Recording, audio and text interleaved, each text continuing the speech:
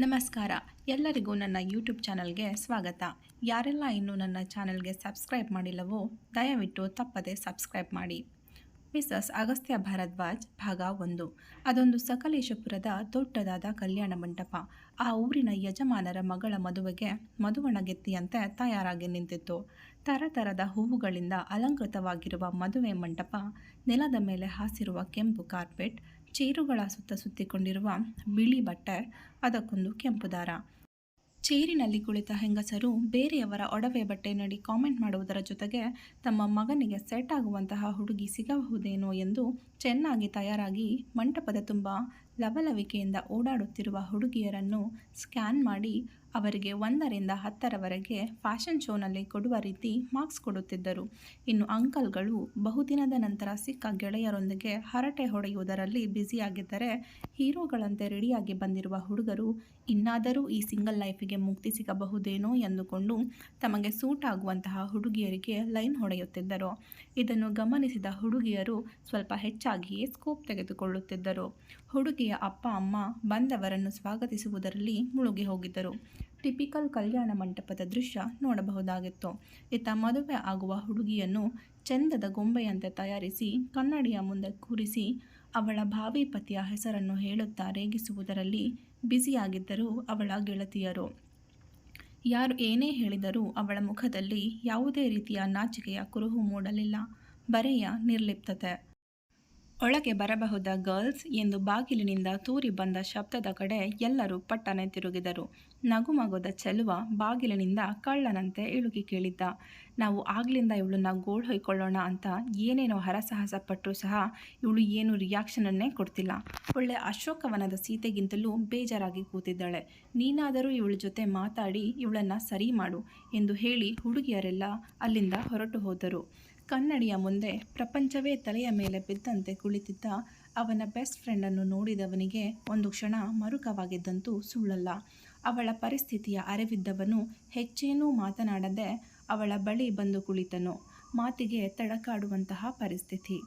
ತುಂಬ ಮುದ್ದಾಗಿ ಕಾಣ್ತಿದ್ದೀಯಾ ಗೊಂಬೆ, ಆದರೆ ಈ ಮುಖದಲ್ಲಿ ಏನೋ ಒಂದು ದೊಡ್ಡ ಕರತೆ ಎದ್ದು ಕಾಣ್ತಿದೆ ಎಂದು ಅವಳ ಮುಖವನ್ನು ಬೊಗಸೆಯಲ್ಲಿ ಹಿಡಿದನು.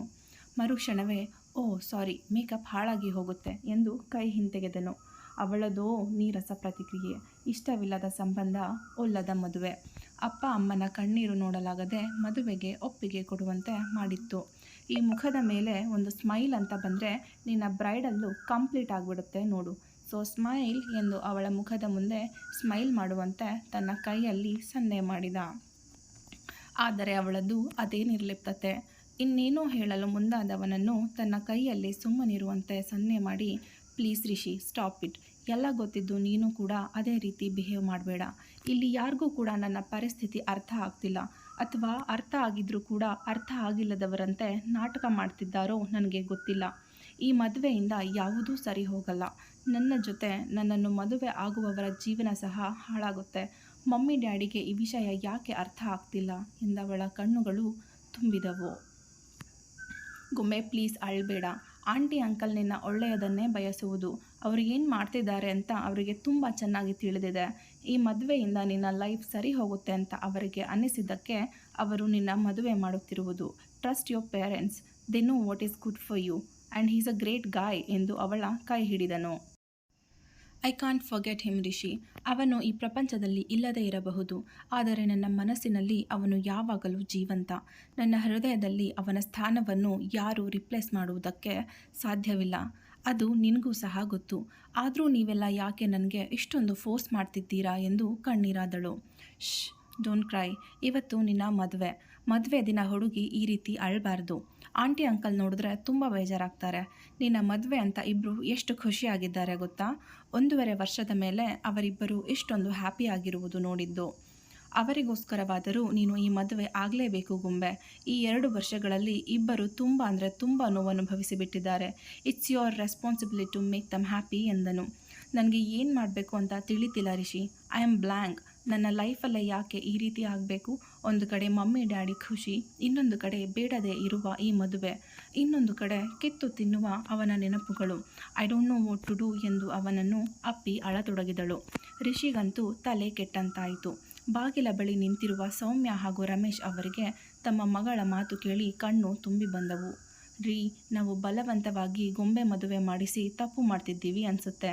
ಯಾರು ಏನೇ ಹೇಳಿದರೂ ಸರಿ, ನಮ್ಮ ಮಗಳು ನಮಗೆ ಭಾರವಲ್ಲ, ಅವಳು ನಮ್ಮ ಜೊತೆಯೇ ಇದ್ದು ಬಿಡಲಿ ಎಂದು ಸೌಮ್ಯ ಕಣ್ಣೀರಾದರು. ಇಲ್ಲ ಸೌಮ್ಯ, ನಾವು ಖಂಡಿತ ತಪ್ಪು ಮಾಡ್ತಿಲ್ಲ. ನನ್ನ ಮಗಳಿಗೆ ಏನು ಸರಿ ಅಂತ ನನಗೆ ತುಂಬ ಚೆನ್ನಾಗಿ ಗೊತ್ತು. ಈ ಮದುವೆಯಿಂದ ಅವಳ ಜೀವನ ಹಾಳಾಗಲ್ಲ, ಬದಲಾಗಿ ಎಲ್ಲವೂ ಒಳ್ಳೆಯದಾಗುತ್ತೆ. ನೀನು ಅವಳ ಮುಂದೆ ಅಳದೆ ಸುಮ್ಮನಿದ್ದು ಬಿಡು, ಅಷ್ಟೇ ಸಾಕು ಎಂದರು. ಆಯ್ತು ರೀ ಎಂದು ಕಣ್ಣೊರೆಸಿಕೊಂಡು ಇಬ್ಬರು ರೂಮಿನ ಒಳಗೆ ಹೋದರು. ಸೌಂದರ್ಯದ ಗಣಿಯಂತೆ ತಯಾರಾಗಿ ನಿಂತಿರುವ ಮಗಳನ್ನು ನೋಡಿ ಖುಷಿಯಾದರೂ ಅವಳ ಮುಖದಲ್ಲಿ ಮಾಯವಾಗಿರುವ ನಗುವನ್ನು ನೋಡಿ ಇಬ್ಬರಿಗೂ ದುಃಖವಾಯಿತು. ಆದರೂ ಸಾವರಿಸಿಕೊಂಡು, ತುಂಬ ಸುಂದರವಾಗಿ ಕಾಣ್ತಿದ್ದೀಯಾ ಗೊಂಬೆ ಎಂದು ಸೌಮ್ಯ ಅವಳಿಗೆ ದೃಷ್ಟಿ ಬೊಟ್ಟಿಟ್ಟರು. ಅವಳೊಂದು ನೀರಸ ನಗೆ ನಕ್ಕಳು.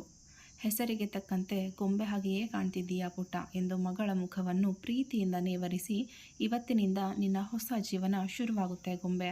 ನಿನ್ನ ಹಿಂದಿನ ಜೀವನವನ್ನು ಮರೆತು ಬಿಡು. ಇನ್ನು ಮೇಲಿಂದ ನಿನ್ನ ಗಂಡನೇ ನಿನಗೆಲ್ಲ. ಯಾವುದೇ ಕಾರಣಕ್ಕೂ ನಿನ್ನ ಗಂಡನನ್ನು ಬೇಸರಗೊಳಿಸಬೇಡ ಎಂದರು. ಡ್ಯಾಡಿ ಪ್ಲೀಸ್ ಎಂಬ ಅವಳ ಕೋರಿಕೆಗೆ, ಎಲ್ಲ ಒಳ್ಳೆಯದಾಗುತ್ತೆ ಗೊಂಬೆ.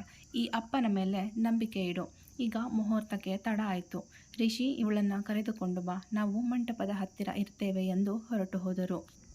ಅಣ್ಣ, ಇವತ್ತು ನಿನ್ನ ಮದುವೆ, ಇವತ್ತಾದರೂ ಸ್ವಲ್ಪ ನಗೋ ಎಂದು ಪ್ರಗತಿ ಇದಕ್ಕೆ 10ನೇ ಬಾರಿ ಹೇಳಿದ್ದಳು. ಆದರೆ ಅವನದು ಅದೇ ನಿರ್ಭಾವ ಮುಖ. ಇಷ್ಟು ಚೆನ್ನಾಗಿರೋ ಮುಖ ಇಟ್ಕೊಂಡು ನಗೋದಕ್ಕೆ ಯಾಕೆ ಕಂಜೂಸ್ ಮಾಡ್ತೀಯಾ ಎಂದು ಪಟ್ಟು ಹಿಡಿದವಳಂತೆ ಕೇಳಿದಳು. ಅವನ ಪಾಡಿಗವನು ಲ್ಯಾಪ್ಟಾಪ್ ತೆಗೆದುಕೊಂಡು ಕುಟ್ಟಲು ಶುರು ಮಾಡಿದ.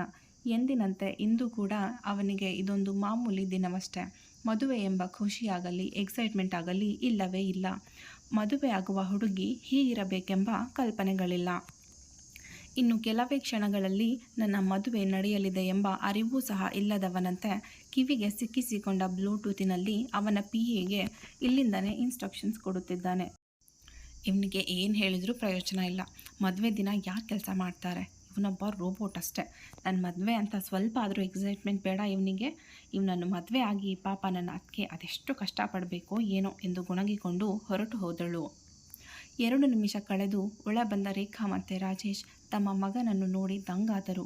ಅಗಸ್ತ್ಯ, ವಾಟ್ ಈಸ್ ದಿಸ್ ಎಂದು ರಾಜೇಶ್ ಹೆಚ್ಚು ಕಡಿಮೆ ಕಿರುಚಿಯೇ ಬಿಟ್ಟರು. ವಾಟ್ ಹ್ಯಾಪನ್ ಡ್ಯಾಡ್ ಎಂದವನು ಲ್ಯಾಪ್ಟಾಪಿನಿಂದ ತಲೆ ಎತ್ತದೆ ಕೇಳಿದನು.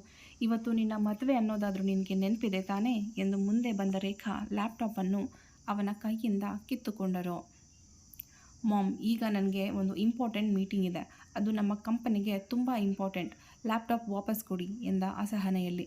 ಹಾಗಾದರೆ ನಿನ್ನ ಮದುವೆ ಇಂಪಾರ್ಟೆಂಟ್ ಅಲ್ವಾ ಎಂದು ರೇಗಿದರು ರೇಖಾ. ಮದುವೆಗೆ ಇನ್ನೂ ಟೈಮ್ ಇದೆ ಮಾಮ್, ಅಷ್ಟರಲ್ಲಿ ಬೇಗ ಈ ಮೀಟಿಂಗ್ ಮುಗಿಸ್ತೀನಿ. ಈಗ ಲ್ಯಾಪ್ಟಾಪ್ ವಾಪಸ್ ಕೊಡಿ ಎಂದನು.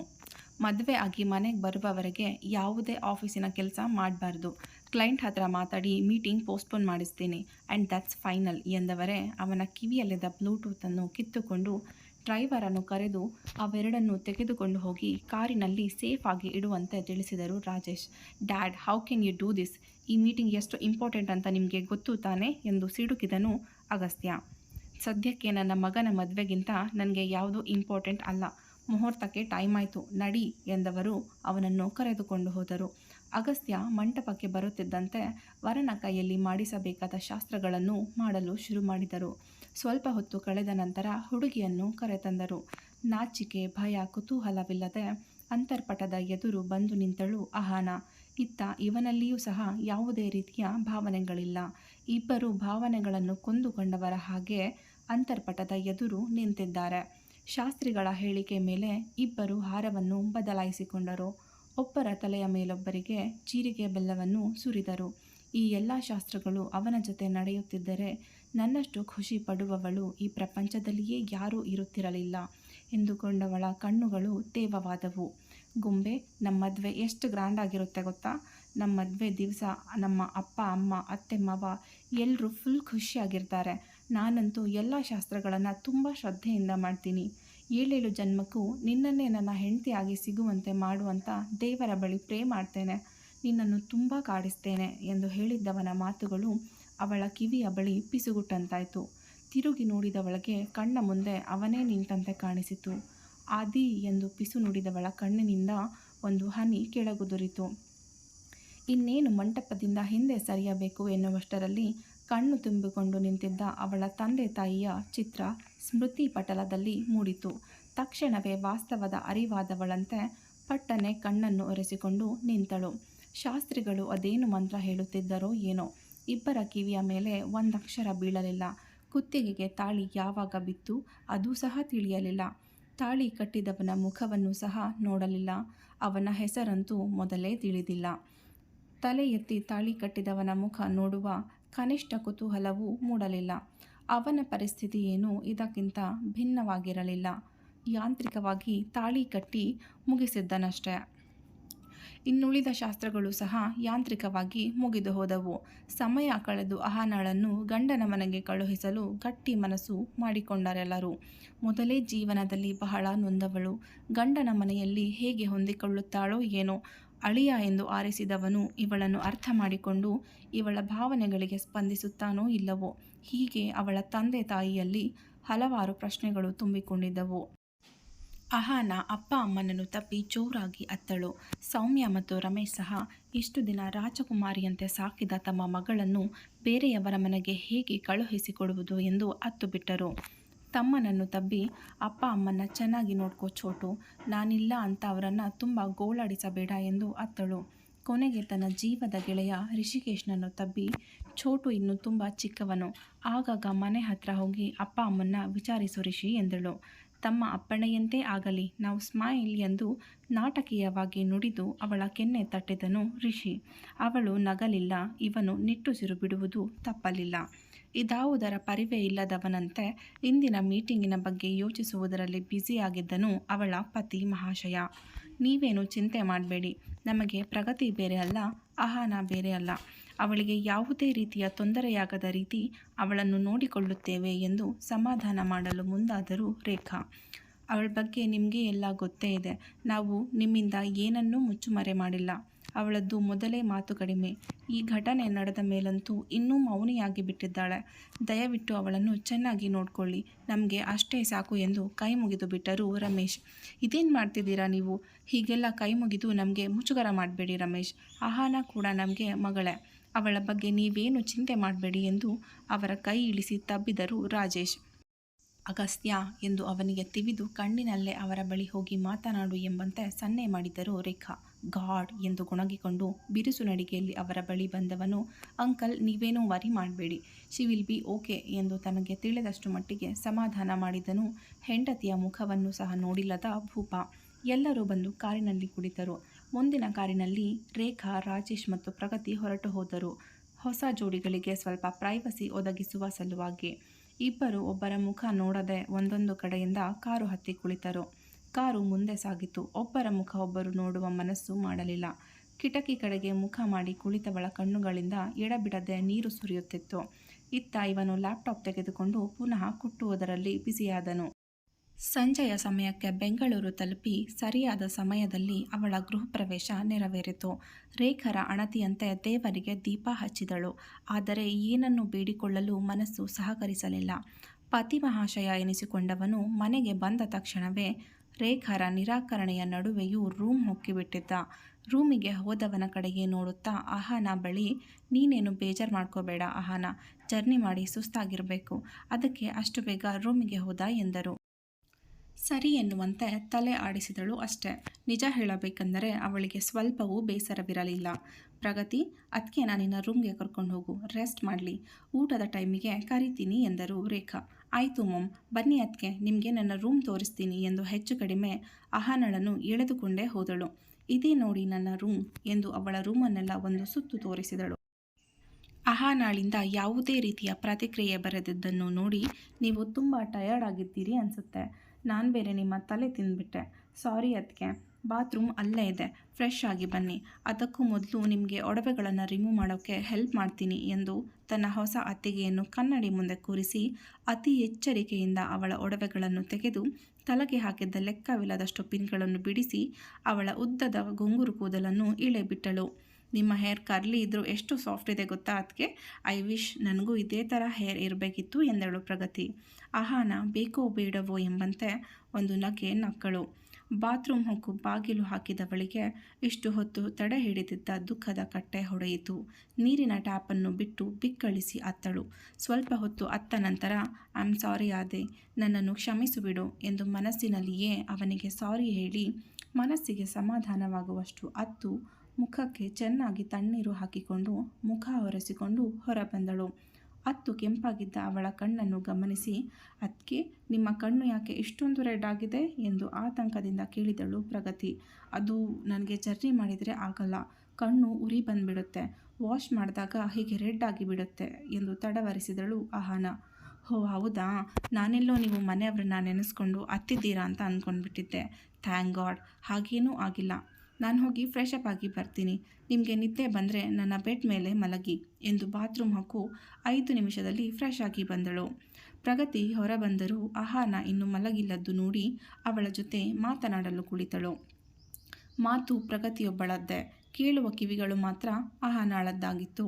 ಅರ್ಧ ಗಂಟೆ ಕಳೆದ ನಂತರ ರೇಖಾ ಅವರು ಇಂಟರ್ಕಾಮ್ ಮೂಲಕ ಕರೆ ಮಾಡಿ ಇಬ್ಬರಿಗೂ ಊಟಕ್ಕೆ ಬರುವಂತೆ ತಿಳಿಸಿದರು.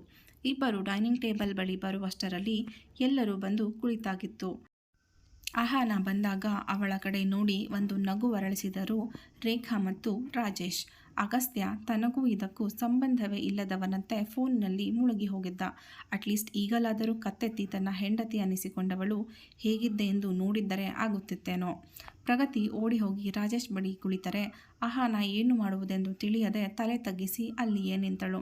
ಅದನ್ನು ಗಮನಿಸಿದ ರೇಖಾ, ಅಹಾನ, ಯಾಕಿನ್ನೂ ಅಲ್ಲೇ ನಿಂತಿದ್ದೀಯಾ? ಇಷ್ಟೊಂದು ಮುಜುಗರ ಪಡಬೇಡ, ಇದು ಕೂಡ ನಿನ್ನ ಮನೆಯೇ, ಅಗಸ್ತ್ಯನ ಪಕ್ಕ ಕೂರು ಎಂದರು. ಹೋ, ಹಾಗಾದರೆ ನನ್ನನ್ನು ಮದುವೆ ಆದವರ ನೇಮ್ ಅಗಸ್ತ್ಯ ಎಂದುಕೊಂಡವಳು ಒಮ್ಮೆ ತಲೆ ಎತ್ತಿ ಡೈನಿಂಗ್ ಟೇಬಲ್ ಕಡೆ ನೋಡಿದಳು. ಮಧ್ಯದಲ್ಲಿ ಮನೆಯ ಯಜಮಾನರಂತೆ ರಾಜೇಶ್ ಕುಳಿತಿದ್ದರೆ ಅವರ ಎಡಕ್ಕೆ ಪ್ರಗತಿ ಮತ್ತು ರೇಖಾ ಕುಳಿತಿದ್ದರು. ಬಲಕ್ಕೆ ತಲೆ ಬಗ್ಗಿಸಿ ಮೊಬೈಲ್ ಕೈಯಲ್ಲಿಡಿದು ಅದರಲ್ಲಿಯೇ ಮುಳುಗಿ ಹೋಗಿದ್ದವನನ್ನು ನೋಡಿ ಇವರೇ ಅಗಸ್ತ್ಯ ಇರಬೇಕು ಎಂದುಕೊಂಡು ಹೋಗಿ ಅವನ ಬಲಕ್ಕೆ ಕುಳಿತಳು. ತನ್ನ ಪಕ್ಕ ಯಾರೋ ಬಂದು ಕುಳಿತಿಂತಾಗಿ ಸ್ವಲ್ಪವೇ ತಿರುಗಿ ನೋಡಿದವನಿಗೆ ಕಂಡದ್ದು ಅವಳ ಮುಖವನ್ನು ಸಂಪೂರ್ಣವಾಗಿ ಮುಚ್ಚಿ ಹಾಕಿದ್ದ ಉದ್ದ ಗುಂಗುರು ಕೂದಲು. ಮುಖ ತಿರುಗಿಸಿ ಮತ್ತೆ ಮೊಬೈಲ್ನಲ್ಲಿ ಮುಳುಗಿದನು. ರಾಬಿನ್ ಬಂದು ಎಲ್ಲರಿಗೂ ಊಟ ಬಡಿಸಿದನು. ಎಲ್ಲರೂ ಮೌನದಲ್ಲಿಯೇ ಊಟ ಮಾಡಲು ಶುರು ಮಾಡಿದರು. ಅಹಾನ ಎಲ್ಲೋ ಕಳೆದು ಹೋದವಳಂತೆ ತಟ್ಟೆಯಲ್ಲಿ ಕೈಯಾಡಿಸುತ್ತಾ ಕುಳಿತಿದ್ದರೆ ಅವಳ ಪಕ್ಕ ಕುಳಿತಿದ್ದವನು ಮೊಬೈಲ್ ನೋಡುತ್ತಾ ಊಟ ಮಾಡುತ್ತಿದ್ದನು. ಇಬ್ಬರನ್ನು ಗಮನಿಸಿದ ರಾಜೇಶ್, ಅಗಸ್ತ್ಯ, ಆ ಫೋನ್ ತೆಗೆದಿಟ್ಟು ಊಟ ಮಾಡು ಎಂದರು. ಸ್ವಲ್ಪ ಅರ್ಜೆಂಟ್ ವರ್ಕ್ ಪೆಂಡಿಂಗ್ ಇದೆ ಡ್ಯಾಡ್, ಅದನ್ನು ಮಾಡ್ತಿದ್ದೆ, ಸಾರಿ ಎಂದವನು ಫೋನ್ ತೆಗೆದಿಟ್ಟು ತಲೆ ಬಗ್ಗಿಸಿ ಗಬಗಬನೆ ಊಟ ಮಾಡತೊಡಗಿದನು. ಅಹಾನ, ಊಟ ಚೆನ್ನಾಗಿಲ್ವಾ ಎಂದು ಎಲ್ಲೋ ಕಳೆದು ಹೋದವಳನ್ನು ಕೇಳಿದರು ರೇಖಾ. ಎಚ್ಚೆತ್ತವಳು, ಇಲ್ಲ ಚೆನ್ನಾಗಿದೆ ಎಂದಳು. ಪಕ್ಕದಲ್ಲಿ ಕುಳಿತಿದ್ದವನಿಗಂತೂ ಅವಳ ಧ್ವನಿ ಕೇಳಿಸಲೇ ಇಲ್ಲ. ರೇಖಾ ಅವರಿಗೆ ಎಷ್ಟು ಕೇಳಿಸಿತೋ ಏನೋ. ಮತ್ತೆ ಸಂಕೋಚ ಪಡದೆ ಊಟ ಮಾಡು, ಕೋಳಿ ಥರ ಇಷ್ಟಿಷ್ಟೇ ತಿಂತಿದ್ದೀಯಾ ಎಂದರು. ಆಯಿತು ಎಂದವಳು ಸೇರಿದಷ್ಟು ತಿಂದಿದ್ದಳು. ಊಟ ಮುಗಿಸಿ ಎಲ್ಲರೂ ಅವರವರ ರೂಮ್ ಹೊಕ್ಕರೆ ರೇಖಾ ಮತ್ತು ಪ್ರಗತಿ ಸೇರಿ ಅಹಾನಳನ್ನು ರೆಡಿ ಮಾಡಲು ಶುರು ಮಾಡಿದರು. ಗೋಲ್ಡನ್ ಬಾರ್ಡರ್ ಹೊಂದಿರುವ ಹಸಿರು ಬಣ್ಣದ ಸಿಂಪಲ್ ಸೀರೆಯನ್ನು ಒಂಟಿ ಪಿನ್ ಮಾಡಿ ಉಡಿಸಿದರು. ಅವಳ ಆಕರ್ಷಕ ಕಣ್ಣುಗಳಿಗೆ ಇನ್ನಷ್ಟು ಕಪ್ಪು ಬಳಿದು ಮತ್ತಷ್ಟು ಆಕರ್ಷಕಗೊಳಿಸಿದರು. ಕುತ್ತಿಗೆಗೆ ತಾಳಿಯ ಜೊತೆಗೆ ಕೇವಲ ಒಂದೇ ಒಂದು ಉದ್ದದ ಚಿನ್ನದ ಹಾರ ಹಾಕಿ ಕೂದಲನ್ನು ಹಾಗೆಯೇ ಫ್ರೀ ಬಿಟ್ಟರು. ಇದೆಲ್ಲ ಯಾಕೆ ಎಂಬಂತೆ ಮುಖ ಮಾಡಿದ್ದವಳಿಗೆ ಇಂದು ನಿಮ್ಮಿಬ್ಬರ ಮೊದಲ ರಾತ್ರಿ ಎಂದು ಅಮ್ಮ ಮಗಳು ಇಬ್ಬರೂ ಛೇಡಿಸಿದ್ದರು. ಅವಳಿಗೆ ಉಸಿರೇ ನಿಂತಹ ಅನುಭವವಾಯಿತು. ಮದುವೆಯನ್ನು ಬಲವಂತವಾಗಿ ಮಾಡಿಸಿಬಿಟ್ಟರು, ಆದರೆ ಸಂಸಾರವನ್ನು ಬಲವಂತವಾಗಿ ಮಾಡಿಸಲಾದೀತೆ? ನನ್ನ ಆದಿ ಜಾಗವನ್ನು ಬೇರೆ ಯಾರೂ ತುಂಬಲು ಸಾಧ್ಯವಿಲ್ಲ, ಇಟ್ಸ್ ಇಂಪಾಸಿಬಲ್. ಆದರೆ ಈಗ ನಾನೇನು ಮಾಡಲಿ ಎಂದು ಯೋಚಿಸಿದಳು ಅಹಾನ. ಹೌದು, ಇದೇ ಸರಿ. ಹಿಂದೆ ಅವರ ಬಳಿ ನನಗೆ ಇದು ಇಷ್ಟವಿಲ್ಲದ ಮದುವೆ, ಹೊಂದಿಕೊಳ್ಳಲು ಸ್ವಲ್ಪ ಸಮಯ ಬೇಕು ಎಂದು ಕೇಳಿಕೊಳ್ಳಬೇಕು ಎಂದು ಮನದಲ್ಲೇ ನಿರ್ಧಾರ ಮಾಡಿದಳು. ಸಮಯ ಕೊಡಲು ಅವನ ಬಳಿ ಸಮಯವಿದ್ದರೆ ತಾನೆ. ಅವನಾಗಲೇ ಮನೆಯಲ್ಲಿರುವ ಆಫೀಸ್ ರೂಮ್ ಹೊಕ್ಕು ನಾಳೆ ಇರುವ ಪ್ರಾಜೆಕ್ಟಿನ ಪ್ರೆಸೆಂಟೇಷನ್ ನೋಡುವುದರಲ್ಲಿ ಬ್ಯುಸಿಯಾಗಿದ್ದ. ಅಕಸ್ಮಾತ್ ಅವರೇನಾದರೂ ಒಪ್ಪಲು ತಯಾರಿಲ್ಲದೆ ನನ್ನನ್ನು ಬಲವಂತಪಡಿಸಿದರೆ ಎಂಬ ಪ್ರಶ್ನೆ ಹಿಂದೆಯೇ ಕಾಡಿತ್ತು. ಇಲ್ಲ, ಹೇಗಾದರೂ ಮಾಡಿ ಅವರನ್ನು ಕನ್ವಿನ್ಸ್ ಮಾಡುತ್ತೇನೆ ಎಂದು ಅವಳಿಗೆ ಅವಳೇ ಧೈರ್ಯ ತಂದುಕೊಂಡು ಅತ್ತೆ ಕೊಟ್ಟ ಹಾಲನ್ನು ಹಿಡಿದು ಭಯದಿಂದಲೇ ಅವನ ರೂಮಿನ ಒಳಗೆ ಬಂದಳು. ಒಳಗೆ ಬಂದವಳನ್ನು ಸ್ವಾಗತಿಸಿದ್ದು ಅಲಂಕಾರಗೊಂಡ ಅವನಿಲ್ಲದ ಖಾಲಿ ರೂಮು. ರೂಮಿನ ತುಂಬ ಗುಲಾಬಿ ಹೂವಿನ ಅಲಂಕಾರ. ಮಂಚದ ಬಳಿ ಇರುವ ಪುಟ್ಟ ಟೇಬಲಿನ ಮೇಲಿಟ್ಟಿರುವ ಹಣ್ಣುಗಳು, ಸೆಂಟೆಡ್ ಕ್ಯಾಂಡಲ್ಗಳು ಇದೆಲ್ಲವನ್ನು ನೋಡಿ ಅವಳಿಗೆ ಒಂದು ಬಾರಿ ತಲೆ ತಿರುಗಿದ್ದಂತೂ ನಿಜ. ರೂಮನ್ನು ಒಂದು ಸುತ್ತು ಗಮನಿಸಿದವಳು ಬಹಳವೇ ದೊಡ್ಡದಾದ ರೂಮು. ಮಧ್ಯದಲ್ಲಿ ಒಂದು ಕಿಂಗ್ ಸೈಜ್ ಬೆಡ್, ಅದರ ಮೇಲಿರುವ ಬಿಳಿಯ ಹಾಸಿಗೆ ಹಾಗೂ ಹೊದಿಕೆಗಳು. ಅವನ ಬಿಳಿಯ ಹಾಸಿಗೆಯಂತೆಯೇ ಅವನ ರೂಮಿನ ಗೋಡೆಯ ಮೇಲಿನ ಬಣ್ಣ ಕೂಡ ಬಿಳಿಯದೇ ಆಗಿತ್ತು. ಗೋಡೆಯ ಮೇಲೆ ದೊಡ್ಡದಾದ ಫ್ಯಾಮಿಲಿ ಫೋಟೋವೊಂದನ್ನು ಬಿಟ್ಟು ಅವನ ಯಾವುದೇ ಫೋಟೋಗಳಿರಲಿಲ್ಲ. ಇನ್ನು ಎಡಕ್ಕೆ ತಿರುಗಿದರೆ ಕಾಣುವುದು ರೂಮಿಗೆ ಹೊಂದಕೊಂಡಂತೆ ಇದ್ದ ಬಾಲ್ಕನಿ, ದೊಡ್ಡದಾದ ಡ್ರೆಸ್ಸಿಂಗ್ ಟೇಬಲ್, ದೊಡ್ಡ ಬಾತ್ರೂಮ್. ದೊಡ್ಡವರ ಮನೆಯಲ್ಲಿ ಎಲ್ಲವೂ ದೊಡ್ಡದಾಗೇ ಇತ್ತು. ಆದರೆ ಇದೆಲ್ಲವನ್ನು ಆಸ್ವಾದಿಸುವ ಮನಸ್ಸು ಸಹ ಇರಬೇಕಲ್ಲವೇ? ಒಳಗೆ ಬಂದು ಕಿಟಕಿಯ ಮುಂದೆ ನಿಂತವಳು ಅವನು ಬಂದ ನಂತರ ಅವನ ಬಳಿ ಹೇಗೆ ಮಾತನಾಡಬೇಕು, ಏನು ಮಾತನಾಡಬೇಕು ಎಂದು ಮನದಲ್ಲಿಯೇ ಪ್ರಾಕ್ಟೀಸ್ ಮಾಡುತ್ತಿದ್ದಳು. ಎಷ್ಟು ಸಫಲಳಾಗುತ್ತಾಳೆಂಬುದು ಅವಳಿಗೆ ತಿಳಿದ ವಿಷಯ ಮಾತ್ರ. ಹೊತ್ತು ಕಳೆಯಿತು. ಹಾಲು ತಣ್ಣಗಾದರೂ ಹಾಲು ಕುಡಿಯಬೇಕಾಗಿರುವವನ ಪತ್ತೆಯೇ ಇಲ್ಲ. ಕಾಯುವಿಕೆಯ ಜೊತೆಗೆ ಕಿತ್ತು ತಿನ್ನುವ ಅವನ ನೆನಪುಗಳು. ಮಧ್ಯರಾತ್ರಿಯವರೆಗೂ ಅವನಿಗಾಗಿ ಕಾದವಳು ಕೊನೆಗೆ ಸಾಕಾಗಿ ಸೋಫಾ ಮೇಲುರುಳಿದಳು. ಬಾಗಿಲಿನ ಶಬ್ದಕ್ಕೆ ಎಚ್ಚರವಾದರೂ ಕಣ್ಣು ಮುಚ್ಚಿಯೇ ಇದ್ದಳು. ಒಳಗೆ ಬಂದವನು ಲೈಟ್ ಹಾಕಿ ಅವಳ ಕಡೆ ತಿರುಗಿಯೂ ನೋಡದೆ ಬಾತ್ರೂಮ್ ಹೊಕ್ಕು ಬ್ರಷ್ ಮಾಡಿಕೊಂಡು ಬಂದು ಒಂದು ಲೋಟ ನೀರು ಕುಡಿದವನು ಟೀ ಶರ್ಟ್ ಬಿಚ್ಚಿ ಚೇರಿನ ಮೇಲೆ ಹಾಕಿ ಲೈಟ್ ಆಫ್ ಮಾಡಿದನು. ಉಸಿರು ಬಿಗಿ ಹಿಡಿದುಕೊಂಡಿದ್ದವಳು ಈಗ ನೆಮ್ಮದಿಯಾಗಿ ಉಸಿರಾಡಿದಳು. ಅವನ ಕಡೆ ತಿರುಗಿ ನೋಡಿದವಳಿಗೆ ಕಾಣಿಸಿದ್ದು ಅವನ ಬಲಗೈ ಮಣಿಕಟ್ಟಿನಿಂದ ಹಿಡಿದು ಬಲಕುತ್ತಿಗೆಯವರೆಗೂ ಮುಚ್ಚಿ ಹಾಕಿದ್ದ ಟ್ಯಾಟೂ. ಅವನು ಶರ್ಟ್ ಹಾಕಿಲ್ಲದನ್ನು ನೆನೆದು ಪಟ್ಟನೆ ಕತ್ತನ್ನು ತಿರುಗಿಸಿ ಬಲವಂತವಾಗಿ ಕಣ್ಣು ಮುಚ್ಚಿ ನಿದ್ದೆ ಮಾಡುವ ಪ್ರಯತ್ನ ಮಾಡಿದಳು. ಹಾಸಿಗೆ ಮೇಲೆ ಬಂದವನಿಗೆ ಅಲ್ಲಿನ ಅಲಂಕಾರ ನೋಡಿ ಒಮ್ಮೆ ನಗು ಬಂದಂತಾಯಿತು. ಹೂವುಗಳೆಲ್ಲವನ್ನು ನೆಲಕ್ಕೆ ಹಾಕಿ ಹಾಸಿಗೆಗೆ ಒರಗಿಕೊಂಡು ಒಮ್ಮೆ ಅವಳ ಕಡೆ ನೋಡಿದವನಿಗೆ ಕಾಣಿಸಿದ್ದು ಅದೇ ಗುಂಗುರು ಕೂದಲಿನ ಹುಡುಗಿ. ಅವಳ ಕೂದಲೆಲ್ಲ ಸೋಫಾದಿಂದ ಜಾರಿ ನೆಲದ ಮೇಲಿದ್ದರೆ ಅವಳ ಒಂದು ಕೈಯನ್ನು ಹಣೆಯ ಮೇಲಿಟ್ಟು ಅರ್ಧ ಮುಖ ಮಾತ್ರ ಕಾಣುವಂತೆ ಮಲಗಿದ್ದವಳ ಮುಖದಲ್ಲಿ ಕಂಡಿದ್ದು ವಿಶೇಷ ಡಿಸೈನ್ ಹೊಂದಿದ ಅಗಲವಾದ ಮೂಗುತಿ. ಕಿಟಕಿಯಿಂದ ತೂರಿ ಬಂದ ಚಂದ್ರನ ಬೆಳಕಿನಲ್ಲಿ ಒಮ್ಮೆ ಪಳ್ಳನೆ ಹೊಳೆದಿತ್ತು. ಭಾಗ 2 ಮುಂದುವರಿಯುತ್ತದೆ. ಇಂದಿನ ವಿಡಿಯೋ ಇಷ್ಟವಾಗಿದ್ದರೆ ತಪ್ಪದೆ ಲೈಕ್ ಮಾಡಿ, ಶೇರ್ ಮಾಡಿ ಹಾಗೂ ಕಮೆಂಟ್ ಮಾಡಿ ನಿಮ್ಮ ಅಭಿಪ್ರಾಯವನ್ನು ತಿಳಿಸಿ. ಮುಂದಿನ ಸಂಚಿಕೆಯಲ್ಲಿ ಭೇಟಿ ಮಾಡೋಣ. ಅಲ್ಲಿಯವರೆಗೂ ಟೇಕ್ ಕೇರ್. ಬಾಯ್ ಬಾಯ್.